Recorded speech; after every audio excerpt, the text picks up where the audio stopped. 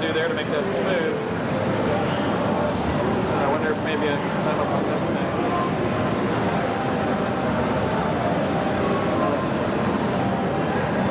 So I'll have to go back this other way. Or actually, let me go ahead and I'm going to step back out of the game again, and I'll relaunch somewhere else. And while I'm relaunching, I'll see if anybody has any other questions again. Yeah. Now when you go to the wall and you turn the candlestick on the wall and the secret door opens, that's exactly what you see happen. In 2D, you're always kind of faking and fudging how things work, and you've always got the problems of, since it's not really 3D, if you make an explosion go off and something gets hidden behind the wall, you're screwed. You know what I mean? In the sense of you're trying to always hack reality into something that's not really reality. Once you go to 3D, it means we can do real physics, make the door really swing correctly, and you can now really block the door correctly with real stuff. It takes much of the hacking out of the code, much of the struggle of faking it out of the code, because now we're creating a real integrating place. And ultimately, in my mind, when VR hardware ever makes it, which is a long time off, I want Ultima to be the very first ever completely virtual world. We're already doing things like, the H3D 3D glasses that EA distributes. Back in the office, we already have it running with those H3D glasses. It looks cool, because when you're seeing a 3D world in 3D, it's something. It makes it even more and more real to you. So I am a big 3D fan, as long as it does not interfere with the detail of the world that I'm trying to go to.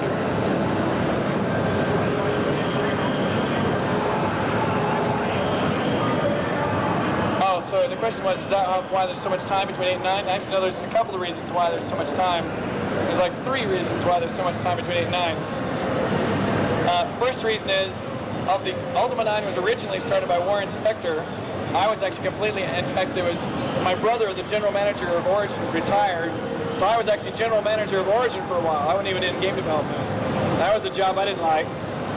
So when I came back into developing, that's when I was not happy with the way Warren was driving Ultima IX. So we actually stopped the first Ultima IX, which was really Ultima 8's engine, Ultima IX. Then we started it with a 3D software rasterizer that ran something like... what we did is we were originally going to do it before 3D hardware really came out. We started developing it in 3D, but with a fixed overhead perspective and no parallax in the lines. So, for example, I've still got the camera mode. This is actually, well, it also looks like it might. Hang on a second. Well, hang on a second. Let me try that again. You also, by the way, can play it first person if that's the way you like. But the way we were doing it before in software was you'd always see it from this overhead perspective. And you'd use your hand to kind of indicate which way you wanted to go. Now, we're not still supporting that, which is why the guy is going just straight ahead. But you would kind of grab things with your hand, and by fixing the camera overhead, it minimized the amount of polygons on screen. And so we had them successfully going in software. And actually still, we're going to probably still support software for those people who don't have hardware acceleration. Like, for example, even though the United States is pretty much everybody has 3D hardware in the United States, in Europe, that's not true. The European countries have been much slower to adopt 3D hardware, so we'll probably support the software mode for those markets. Yeah. Actually announced, even though I've said it, but yes, it is a full 3D game, so it's a lot like Ascension in its basic makeup. But that's, sometime off.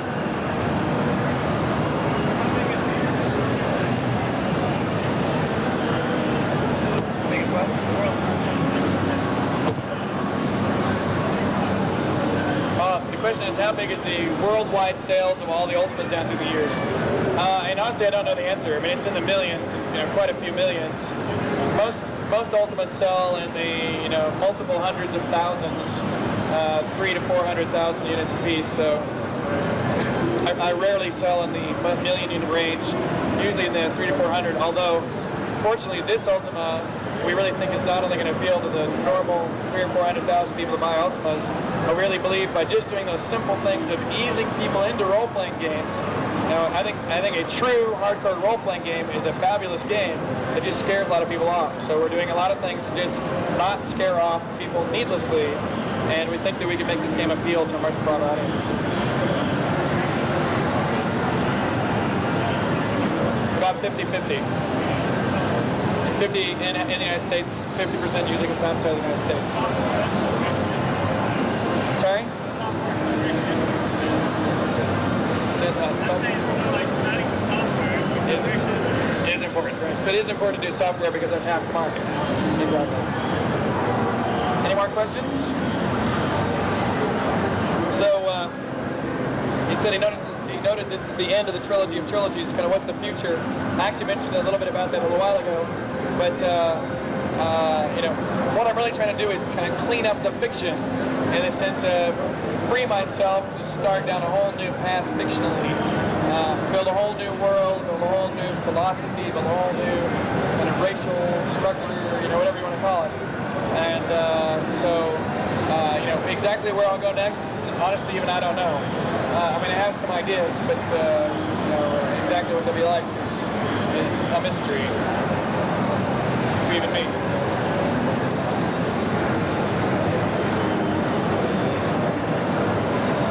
So the number of characters we'll see from previous Ultimas in this one is, let's see. Well, first of all, you'll see all your companions. Yellow Dupre, Chamino, all those guys will be hanging around. Of course, the British. But the amount of time, there's a fair bit of time that has passed between the two, so it's only a few of the very youngest normal people that survive. As you guys, some of you might know, the pseudoscience of Ultima is that people who travel between worlds age at the time frame of their original homeland, not the world they're in, which is why you and your companions who are from Earth have such longevity here in the fictitious world, you know, here in the fantasy world of Britannia. So Britannia has actually aged a fair bit, you know, 40, 50 years. So many of those people won't be around, but a few will. Any more questions? Yeah.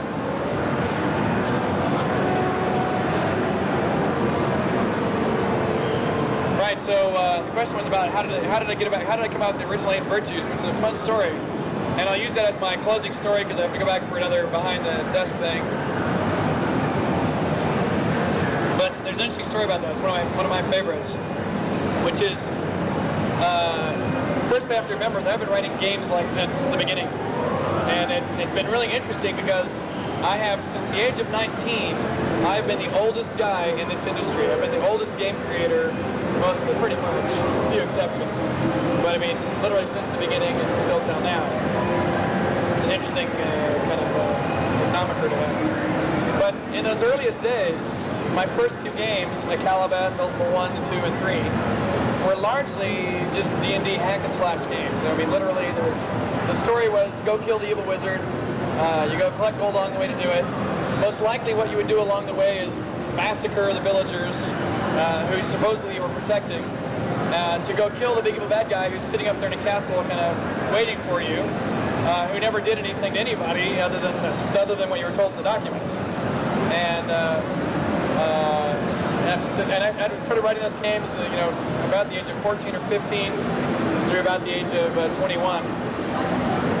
And, you know, when you turn 21, you know, it's kind of one of those soul-searching times where you're getting out of the house, going to college, and going, haha, my parents can't make decisions for me anymore, and oh, damn, you know, I'm not sure I'm making the right decision buying this car, or a home, or that car. You know, girls freaking out too, and, you know, religion, you know, and then I had the extra added benefit of, since I'm writing fantasy games, I get, quote, fan mail, but I also would get, quote, religious hate mail. And so I would get mail that would literally say, you are the satanic perverter of America's youth. You know, and for, you know, a 19-year-old kid, that's kind of heavy. You know, and of course it's not true much. And so all those things were kind of happening around the time of Ultima 4. And so, you know, I was tired of telling the game of go kill the evil wizard. And quite frankly, you go check out any of my competitors, they are still writing the game You're the great hero, go kill the evil wizard, and oh, by the way, slaughter everybody on their way while you're doing it. And, but I was tired of that, and I said, you know, I can write a game that has more depth, more meaning, more social conscience. At the very least, I said, look, you know, if I'm supposed to be the hero, why are the town people helping me if I'm slaughtering them all in order to go kill the guy that hasn't done anything to them? And so that's what kind of started me on this kick. And so I sat down and I said, okay, I need to think of what are those things in life that compel people to do good deeds or bad deeds. And so I just started with like a dictionary and a piece of paper, and I started writing up on the wall, you know, greed and envy, you know, 7 deadly sins, and love and hatred, and just good things, bad things, and ended up with this giant mosh. And I thought, well, okay, now I wanted to sort them, because a lot of things are related to other things. And so I began to kind of sort down, and I needed a finite set. And I wasn't sure how big that finite set needed to be, but I ultimately came down to truth, love, and courage, which is actually 3. And I said, you know, those things are universal. They don't overlap at all. Most of the other things on the piece of paper had elements of either positives or lacks, you know, presences or lacks of those 3 things in them. Not all, but most. And then I was like to be happy to be watching The Wizard of Oz, and that's when I said, Eureka, I must be right. Because, you know, the Scarecrow, truth, you know, the Tin Man, love, the Cowardly Lion, courage. You know, I knew I must have been right.